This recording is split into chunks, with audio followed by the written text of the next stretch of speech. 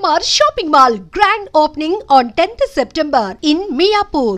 So ఇప్పుడు ఏమైపోయిందంటే వీళ్ళు ముగ్గురు ఎవరికి కొట్లాడలేదు ఇజ్రాయెల్. వీళ్ళకి తెలిసిపోయింది కొడితే వాడు రిటర్న్ డబుల్ కొడతాడని, డబుల్గా ట్రిపుల్ కొడతాడని వీళ్ళకి చాలా అర్థమైపోయింది. వీళ్ళందరూ కలిసి దాడి చేశారు కదా 6 Day వార్లో. ఈ సౌదీ అరేబియా ఫండింగ్ ఇచ్చింది వాళ్ళకు, ఇచ్చిన తర్వాత కూడా ఓడిపోయారు వీళ్ళు. అప్పుడు బేసిక్ ఉండే ఇజ్రాయెల్ దగ్గర ఫైటర్ ఎయిర్క్రాఫ్ట్ కూడా లేకుండే అప్పుడు, ఏదో అమెరికా ఇచ్చిన కొన్ని ప్లేన్లు ఉండే అంతే. ఇప్పుడు చూడండి ఈ ఇరాన్ దాకా వెళ్ళి 1500-2000 కిలోమీటర్ తిరిగి వచ్చి కొట్టి రిటర్న్ వస్తున్నారు. అది ఒక్క ప్లేన్ కాదు, మొన్న కొట్టిందంటే ఫస్ట్ దాంట్లో 200 ప్లేన్లు. And they didn't lose a single one. ఇప్పుడే మొత్తం డిఫెన్స్ వాళ్ళ ఎయిర్ డిఫెన్స్ కొట్టుపడేశారు. They having total dominance of the skies. అదే ఈవెన్ ట్రంప్ కూడా చెప్పారు చూడండి. సార్ ట్రంప్ పాకిస్తాన్ వైపు వెళ్ళడం, ఆయనకి లంచ్ పెట్టడం, ఆ పాకిస్తాన్ ఎయిర్ బేస్ వాడుకోవడం వెనక ఉద్దేశం ఇరాన్కి సపోర్ట్ చేయమని ఇండైరెక్ట్గా. పాకిస్తాన్ ప్రధానమంత్రి ఎవరండి? మునీర్. షాబాజ్ షరీఫ్. ఆయన ఎందుకు విలువలేరండి? అదే మునీర్ అంటే ఆర్మీ ఆఫీసర్, గతంలో ఐఏఎస్ఐ అది బ్యాక్గ్రౌండ్. హెడ్ ఆఫ్ స్టేట్ని పిలవాలి కదా. ఇప్పుడు అవును, డిన్నర్ మీరు ఎవరిని పిలుస్తారు? లంచ్ స్టేట్ ప్రెసిడెంట్ మీరు నరేంద్ర మోదీని పిలుస్తారా, లేకుంటే మన ఆర్మీ చీఫ్ని పిలుస్తారా? ఆర్మీ మోడీని పిలుస్తాం. అంటే ఆయన మోడీని పిలిచారు కూడా, పిలిచారు. ఇక్కడ మునీర్ అనే వ్యక్తి ఐఎస్ఐ బ్యాక్గ్రౌండ్ అన్ని ఉన్నాయి కాబట్టి ఐఎస్ఐ వాళ్ళు పాకిస్తాన్లో అల్లా అండ్ ఆర్మీ రూల్స్ అంతే, వీళ్ళిద్దరే నడిపిస్తారు పాకిస్తాన్. అందరికి తెలుసు. ఆ రోజు కూడా క్రైసిస్ జరిగినప్పుడు మీకు గుర్తుంటుంది, జేడీ వాన్స్ మాట్లాడింది అసీం మునీర్తో. He didn't speak to Shahbaz Sharif. తర్వాత మాట్లాడంటున్నారు, అది కొంచెం ఫేస్ సేవింగ్ ఎక్సర్సైజ్. కానీ ఇండియాతో మాట్లాడినప్పుడు ఈ spoke to prime minister Modi. Correct. ఎందుకంటే పవర్ ఎవరి దగ్గర చూస్తున్నారు. పాకిస్తాన్ భయం, మునీర్ దగ్గర పవర్ ఉంది. వీళ్ళకి భయం ఏంటంటే, సార్ మీరు చెప్పింది ఒక బేస్ ఇస్ వన్ ఆబ్జెక్టివ్. అది వాళ్ళు ఎప్పుడైనా వాళ్ళ పక్కన ఖతార్లో బేస్ ఉంది, ఇంత పెద్ద బేస్ ఉంది వాళ్ళ దగ్గర. ఒక సంవత్సరానికి దాని మెయింటెనెన్స్ కాస్ట్ $6 బిలియన్. ఎవరు పే చేస్తున్నారు? ఖతార్ గవర్నమెంట్ పే చేస్తున్నారు. ఆలోచించండి. యూఎస్ బేస్ని మెయింటైన్ చేసుకోండి ఖతార్. ఎందుకంటే వీళ్ళకి తెలుసు యూఎస్ ఉన్నదాకా మా మీద చేయబెట్టడు. Qatar is the foundation of terrorism, అందరికి తెలుసు. అది ముస్లిం బ్రదర్హుడ్ కానివ్వండి, అల్ఖైదా కానివ్వండి, ఐసిస్, అందరూ ఈవెన్ హమాస్ లీడర్స్ కూడా అక్కడే కూర్చుంటారు. కానీ వాళ్ళు ముట్టరు, యూఎస్ కూడా ముట్టరు. కానీ మన దగ్గరకు వచ్చినప్పుడు ఈ ప్రాబ్లం వచ్చినప్పుడు పాకిస్తాన్ అసీం మునీర్ ఎందుకు పిలిపించారంటే, మెయిన్లీ వాళ్ళ దగ్గర న్యూక్లియర్ మిసైల్స్ ఉన్నాయి. ఏ న్యూక్లియర్ మిసైల్ అసెంబుల్ చేసి పెట్టరు. న్యూక్లియర్ వార్ హెడ్ సపరేట్గా ఉంటుంది, మిసైల్ సపరేట్గా ఉంటుంది. This is the delivery system. ఇది ఇక్కడి నుంచి అక్కడ కొట్టాలంటే ఇది. దాని మీద 50 కిలోలు పెట్టాలన్నా, 100 కిలోలు పెట్టాలన్నా, న్యూక్లియర్ వెపన్ పెట్టాలన్నా డిసైడ్ చేసేది లాస్ట్ మినిట్లో. మన కైరానా హిల్స్లో మనం కొట్టినప్పుడు we didn't hit the missiles. మనం ఏం చేసామంటే వాళ్ళ కేవ్ బయట కొట్టాం. వీళ్ళందరూ అండర్ గ్రౌండ్లో పెడతారు, పెద్ద కొండ కింద పెట్టుకుంటారు. ఈవెన్ ఇరాన్లో ఫైడ్రో చూడండి, నటాన్స్ చూడండి, వీళ్ళన్ని న్యూక్లియర్ ప్లాంట్స్ అన్ని. నటాన్స్లో ఒక ప్లాంట్ పైన ఉంది, మిగతా కింద ఉంది. వెరాజ్ ఇన్ ఫడ్రో the entire thing is below the 250 metre concrete barrier ఉందండి. దానికోసం బంకర్ బస్టర్ అంటున్నారు. సో అసీం మునీర్ ఎందుకు తీసుకొచ్చారంటే, బేసిక్లీ వీళ్ళ దగ్గర ఉన్న మిసైల్స్ ఎక్కడ వెళ్ళకూడదు. ఇరాన్ పోతే అల్ఖైదా వాళ్ళు, లేకుంటే ఎవరైనా తాలిబాన్ వాళ్ళు వచ్చి కొట్టి తీసుకెళ్తే న్యూక్లియర్ మిసైల్ తీసుకెళ్ళి పాకిస్తాన్ దగ్గర ఒక్కటే ఉంది ఇప్పుడు ఇస్లామిక్ నేషన్లో. ఎవరు తీసుకెళ్తారో తెలియదు. రేపు అసీం మునీర్ లేడు, ఇంకా వాళ్ళ గవర్నమెంట్ పడిపోయిందో ఏమనంటే ఆర్మీ చూసుకుంటారు, గవర్నమెంట్ ఏం చేయలేరు అక్కడ. గవర్నమెంట్ మన దగ్గర న్యూక్లియర్ బటన్ మోదీ దగ్గర ఉంది, అక్కడ న్యూక్లియర్ బటన్ ఆర్మీ చీఫ్ దగ్గర, మునీర్ దగ్గర ఉంది. అది చాలా క్లియర్ అన్నమాట. సో దానికోసం పిలిచి ఏమన్నారంటే, ఆ మిసైల్స్ అంతా మేము చూసుకుంటాం. దీనికన్నా ముందు కూడా భారతదేశం అటాక్ చేసిన గుర్తుంటుంది మీకు. అందరూ అన్నారు అమెరికా చూసుకుంటున్నారు పాకిస్తాన్, దానికోసం ఆపారు బాంబింగ్ అని. కరెక్ట్. ఆ వెపన్స్ వాళ్ళ చేతిలో పడకూడదు. అల్ఖైదా కానివ్వండి, ఐసిస్ కానివ్వండి, తాలిబాన్ కానివ్వండి, లేకుంటే ఇరాన్ నుంచి వచ్చే నెక్స్ట్ రెజీమ్ కూడా. ఎందుకంటే పాకిస్తాన్ ఈ టెక్నాలజీ మొత్తం దొంగతనం తీసుకొచ్చారు జర్మనీ నుంచి, ఇంకోటి నార్త్ కొరియా దగ్గర నుంచి తీసుకొచ్చారు. సో నవ్వు తాళం వేసి ఆ చావి తీసుకెళ్ళి పెంటగన్లో పెట్టుకుంటారు. దీన్ని పిలిచారు అంతే, ఇంకేం లేదు. ఇంకా మాట్లాడడానికి ఏం లేదు. We'll do deals with Pakistan అంట. పాకిస్తాన్ ఏం అమ్ముతారండి? వాళ్ళ మేజర్ ఎక్స్పోర్ట్ టెర్రరిజం. అదొకటే వాళ్ళు అమ్మగలరు. కానీ కొన్ని వేల కోట్ల రూపాయలు ఫండింగ్ చేస్తూ ఉంటున్నారు కదండి. ఎందుకు చేస్తున్నారు ఆలోచించండి. ఆ గవర్నమెంట్ పడిపోతుంది. పడిపోతే వాళ్ళ న్యూక్లియర్ అసెట్స్ ఎవరి దగ్గర ఉంటుంది? గవర్నమెంట్. ఐసిస్, అల్ఖైదా వీళ్ళు ఎవరైనా వస్తారు రేపు. తాలిబాన్ అక్కడ తయారైనట్ల ఆఫ్ఘనిస్తాన్, ఇక్కడ ఇంకో థియోక్రసిక్ గవర్నమెంట్ వచ్చేస్తుంది. అమెరికాకి అదే భయం. దానికోసం ఇప్పుడు కాదు, ముందు నుంచే సోవియట్ యూనియన్ ఉన్నప్పటి నుంచి సపోర్ట్ చేస్తుంది దానికే వాళ్ళు. ఎందుకంటే ఎట్లయినా వీళ్ళ దగ్గర ఉన్న ఈ అసెట్స్ ఎక్కడ ఈ ఇస్లామిక్ టెర్రరిస్ట్ దగ్గర వెళ్ళకూడదు. మిసైల్ అయితే నాకు ప్రాబ్లం లేదు, కానీ న్యూక్లియర్ తీసుకొచ్చి ఒక న్యూయార్క్లో పడేస్తే నెక్స్ట్ 5,000-10,000 సంవత్సరాలు న్యూయార్క్లో ఎవరు ఉండలేరు. సో అమెరికా చాలా భయం ఉంది దాని మీద అనమాట. వీళ్ళు స్టేబుల్ నేషన్ కాదు సార్, మనలా కాదు.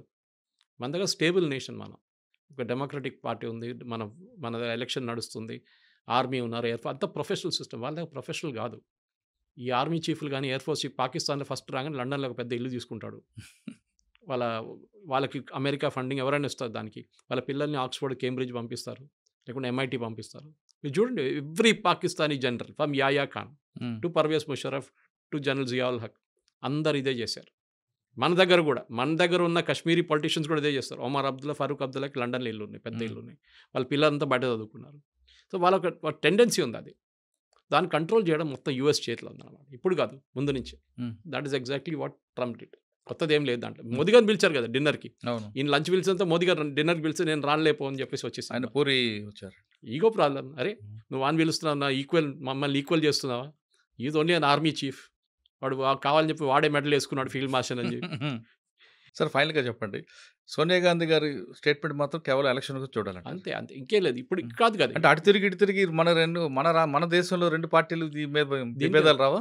కొత్తది ఏం కాదు కదా సార్. ఇప్పుడు సోనియా గాంధీ స్టేట్మెంట్ మీద కూడా మోడీ గారు ఇంకా వేరే వాళ్ళు కామెంట్ చేస్తారు. ఇది ఒక వార్ నడుస్తుంది. ఇప్పుడు ఇన్సైడ్ వార్. మోదీ గారు కామెంట్ చేయరు. మోడీ గారు కామెంట్ చేస్తారు. ఎవరికొరకు మోదీ గారు IT టీం ఉన్నారు, వాళ్ళ అమిత్ మాల్వియా అంటున్నారు, వాళ్ళు కామెంట్ చేస్తారు. డెఫినెట్గా కామెంట్ చేస్తారు. పొలిటికల్ వార్ అవుతుంది ఇక్కడ. పొలిటికల్ అని కాదు, మీరు ముస్లిం ఓట్ కోసం చేస్తున్నారు. నేను ఎప్పుడు రాసిస్తాను మీకు ఆ ట్వీట్ ఏముంటుందని. మీరు ముస్లిం ఓట్ల కోసం చేస్తున్నారు, మీరు అసలు కానీ ఇరాన్తో ఉన్న రిలేషన్షిప్లో ఇప్పుడు బీజేపీ ఒఫీషియల్గా ఏం మాట్లాడరు. బికాజ్ వాళ్ళకి తెలియదు ఈ గవర్నమెంట్ ఉంటుందో పోతుందో అని. పోతే ప్రాబ్లం లేదు, ఉంటే మనకు ఆ పోర్ట్ కావాలి, షబార్ పోర్ట్. పెద్ద ప్రాబ్లం అవుతుంది మనకి. Next third is oil. మన ఇరాన్ దగ్గర నుంచి బ్యాన్ పెట్టే ముందు US బ్యాన్ పెట్టేదాకా మన ఆయిల్ వాళ్ళ దగ్గర కొంటుండే, అది కూడా రూపీ పేమెంట్లో. ఎందుకంటే మొత్తం బ్యాంకింగ్ సిస్టమ్ నుంచి బ్యాన్ చేసి పడేశారు US. సో రూపీ పేమెంట్ ఇచ్చి మనం తెచ్చుకున్నాం. దాని తర్వాత బియ్యం తీసుకున్నారు మన దగ్గర నుంచి. బియ్యం తీసుకుని మనకు క్రూడ్ ఆయిల్ ఇచ్చారు. సార్ ఇప్పుడు ఈ వార్ చూస్తుంటే కొంతకాలం ఎప్పటికైనా ఆగే కనిపిస్తుందా, లేదంటే దీనివల్ల ఇంకొంచెం ముందుకెళ్ళే అవకాశం ఉందా? అల్టిమేట్గా ఏమైనా ఫ్యూల్ రేట్ పెరిగే అవకాశం ఉంటుంది? క్రూడ్ ఆయిల్ రేట్ ఎప్పుడు పెరగదండి. ఒకటి, క్రూడ్ ఆయిల్ ఎప్పుడు రేపటి కోసం వాళ్ళు కొనాం మనం. ఒక ఇయర్లీ కాంట్రాక్ట్ ఉంటుంది. ఓకే, అది మొత్తం మనకు 1 yearకి కాంట్రాక్ట్ సైన్ చేసుకుంటాం. అది ఎవరైనా ఉన్నాయి, సౌదీ అరామ్కోతోనో లేకుంటే వెనిజువేలాతోనో. ఇప్పుడు US వాళ్ళు కూడా సప్లై చేస్తున్నారు మనకి. ఇరాన్ మన దగ్గర ఐ థింక్ మనం లెస్ దాన్ అసలు కొనట్లేదు ఇరాన్ దగ్గర నుంచి, బ్యాన్ ఉన్న దానికి. ప్రాబ్లం ఎక్కడ వస్తుందంటే స్ట్రేట్ ఆఫ్ హార్మూజ్ అని ఉంది, మీరు చూసుంటారు. ఆ ఇరాన్ పక్క నుంచి, ఇరాక్ పక్క నుంచి వచ్చే ఒక స్ట్రేట్ ఆఫ్ హార్మూజ్ ఉంది, చిన్న వాటర్వే. అక్కడి నుంచి చాలా ఈ పెద్ద పెద్ద కార్గో షిప్స్, ఈ ఆయిల్ షిప్స్, కంటైనర్ షిప్స్ అక్కడి నుంచి ట్రావెల్ అవుతుంది. అది ఎక్కడైనా బ్లాక్ అయితే, అక్కడైనా బాంబ్ జరిగితే then definitely they will be an impact. కానీ మన దగ్గర స్ట్రాటజిక్ ఆయిల్ రిజర్వ్స్ అని మోదీ గారు గవర్నమెంట్ వచ్చేకన్నా ముందు మన్మోహన్ సింగ్ గవర్నమెంట్ నుంచి స్టార్ట్ చేశారు. మోదీ గవర్నమెంట్ తర్వాత ఇంప్లిమెంట్ చేస్తారు. స్ట్రాటజిక్ ఆయిల్ రిజర్వ్స్ ఏంటంటే మనకు ఒకటి వైజాగ్ వైపు ఒకటి, లొకేషన్ చెప్పట్లేదు గవర్నమెంట్, ఇంకోటి మ్యాంగ్లూర్ వైపు ఒకటి పెద్ద రిజర్వ్ ఉంది అండర్ గ్రౌండ్. మీరు ఆలోచించకుండా పెట్రోల్ బంక్ వెళ్తే మన ఒక అండర్ గ్రౌండ్ రిజర్వ్ ఉంటుంది, దాంట్లో ఒక 2000-3000 లీటర్లు ఉంటుంది. ఇది 1,00,000 లీటర్లు ఉంటుంది అన్నమాట under ground tanks. Under ground tanks ఏం చేస్తారంటే ఆయిల్ రేట్ తగ్గిన టైంలో తీసుకొచ్చి దాంట్లో పడేస్తారు. ఆయిల్ రేట్ ఎంత పెరిగినా కానీ ఒక 3 నెలలు నడిచిపోతుంది మనకు. దానికి ఆ రిజర్వ్ మళ్ళీ రీఫైన్ చేసుకొని మనం యూజ్ చేసుకోవచ్చు. సో మన దగ్గర స్ట్రాటజిక్ రిజర్వ్స్ ఉంది. ఈవెన్ US మెయింటైన్ చేస్తారు. రేట్ ఎక్కువైనప్పుడు వాళ్ళు ఆయిల్ రిలీజ్ చేస్తారు మార్కెట్లో, ఉల్లిపాయలాగా అనమాట. ఉల్లిపాయలు కోల్డ్ స్టోరేజ్ ఎందుకు పెట్టుకుంటారు? ఉల్లిపాయల రేటు 100 రూపాయలు వెళ్ళగానే వాడు మొత్తం తీసి బయట పడేస్తే అది రేట్ క్రాష్ అయ్యి 50 రూపాయలకి వచ్చేస్తుంది. సేమ్ పాలసీ ఇక్కడ కూడా. ఇప్పుడు కూడా అండమాన్ దగ్గర కూడా ఇంకొక రిఫైనరీ దొరికింది, ఐడెంటిఫై చేసినట్టున్నారు కదండి. అది ప్రాస్పెక్ట్ చేస్తున్నారు. అది ఇంకా రిఫైనింగ్ స్టేజ్కి, డ్రిల్లింగ్ స్టేజ్కి రాలేదు, ఇంకా ప్రాస్పెక్టింగ్ అంటారు దాన్ని. ఈ ఆయిల్ వెల్స్లో ఎట్లా ఉంటుంది సార్ అంటే, ఒక 100 వెల్ డ్రిల్ చేస్తే దాంట్లో 3-4 పనికి వస్తాయి. మిగతా దాంట్లో లేదని కాదు, ఉంటుంది. కానీ అది కృష్ణా గోదావరి బేసిన్లో చూసాం మనం, బాంబే హైలో చూసాం. డ్రిల్ చేస్తే అన్ని సక్సెస్ఫుల్ అని కావాలని లేదు. ఇది మన బోర్వెల్ లాగా ఉంటుంది అనమాట. మీరు బోర్వెల్ ముందు 600 తవ్వుతారు, నీళ్ళు వస్తాయి. దాని తర్వాత డ్రై అయిపోతాయి. అప్పుడేం చేస్తాం, మళ్ళీ 1000 తవ్వుతారు, అప్పుడు మళ్ళీ కొంచెం నీళ్ళు వస్తాయి. మళ్ళీ మీరు నీళ్ళంతా గుంజుకుంటాం, మళ్ళీ అది డ్రై అయిపోతుంది. ఆయిల్ కూడా అంతే. సో ఒక సోర్స్ నుంచి కంటిన్యూస్గా ఆయిల్ రావాలంటే that well should be really good. దానికి హైడ్రోకార్బన్ అనాలిసిస్ ఉంటుంది, సర్వే ఉంటుంది, చాలా సైంటిఫిక్ మెథడ్స్ ఉంటుంది. దాని తర్వాత అది కమర్షియలీ వయబుల్ అంటే బయటికి తీసి అమ్మడానికి మనం ఖర్చు పెట్టే కాస్ట్ ఈ 2 ఉంటుంది అనమాట. సో వేదాంత లాంటి కంపెనీస్లు, లేకుంటే అదానీ లాంటి కంపెనీస్, అంబానీ లాంటి కంపెనీస్ ఏం చేస్తారంటే వీళ్ళు ఒక 50 వెల్ తీసుకుంటారు గవర్నమెంట్ ఆఫ్ ఇండియా నుంచి. మేము ప్రాస్పెక్ట్ చేసి మేమే డ్రిల్ చేస్తాం. ఫెయిల్ అయితే ఫెయిల్ అయింది, కానీ ఏదో సర్వే చూపిస్తుంది అక్కడ ఆయిల్ ఉంది, హైడ్రోకార్బన్స్ ఉంది అని చెప్పేసి అది చేస్తున్నారు. సో బహుశా ఉండొచ్చు, కానీ అది ఎంత క్వాంటిటీ ఉందో ఎంత ఉందో అని హర్దీప్ సింగ్ పూరి గారు మన స్టేట్మెంట్ కూడా ఇచ్చారు. అవును. సో లక్షల మేబీ వి హావ్ టు లక్షల సీ పైలు ఉండాలి. చెప్తున్నారు 2 బిలియన్ అదేంతో బిలియన్ క్యూబిక్ ఫీట్ ఉందంటున్నారు. హ్మ్. చూడాలి. ఫైనలీ అది ఇంగ్లీష్‌లో చెప్తారు proof of pudding is the eating అని. తినేటప్పుడు తెలుస్తుంది అది ఉందా లేదా అని చెప్పేసి టేస్ట్ ఉందా లేదా అనేది. చూద్దాం ఇంకొక 2 ఇయర్స్ 3 ఇయర్స్ వెయిట్ చేయాల్సి వస్తుంది. అచ్చా. దాని తర్వాత దాని కమర్షియల్ వయబిలిటీ తెలిసిపోతుంది. ఓకే. సార్ ఫైనల్‌గా చెప్పండి. ఈ వార్‌కి ఫుల్ స్టాప్ ఎప్పుడంటారు? పడుతుందా? నె పడదా? లేదా ఇంక నెల గతంలో నెల మనకి నెల మీకు లోపల గుర్తుండొచ్చు. నెల లోపల ఇరాన్, ఇరాక్ వార్ నడిచేది గతంలో. ఆ టైప్‌లో ఇది ఉంటదా? ఇరాన్ ఇరాక్ అని యుక్రెయిన్ తీసుకోండి. 3 యుక్రెయిన్ సంవత్సరాల నుంచి కొట్టుకుంటున్నారు. కొట్టుకుంటున్నా. ఆ విధంగా ఉందా? సీరియల్ లాగా అవుతదా? లేదా ఫుల్ స్టాప్ ఉంటదా? ఉంటుంది. నెల లోపల అయిపోతుందండి. హుహు. ఎందుకంటే నేను చెప్పాను మీకు గుర్తున్న స్టార్టింగ్‌లో ఇరాన్‌కి హోల్డింగ్ కెపాసిటీ లేదు ఎక్కువ. వాళ్ళకున్నది ఒకటే ఆయిల్ రిజర్వ్ ఒకటే హ్మ్. వాళ్ళది.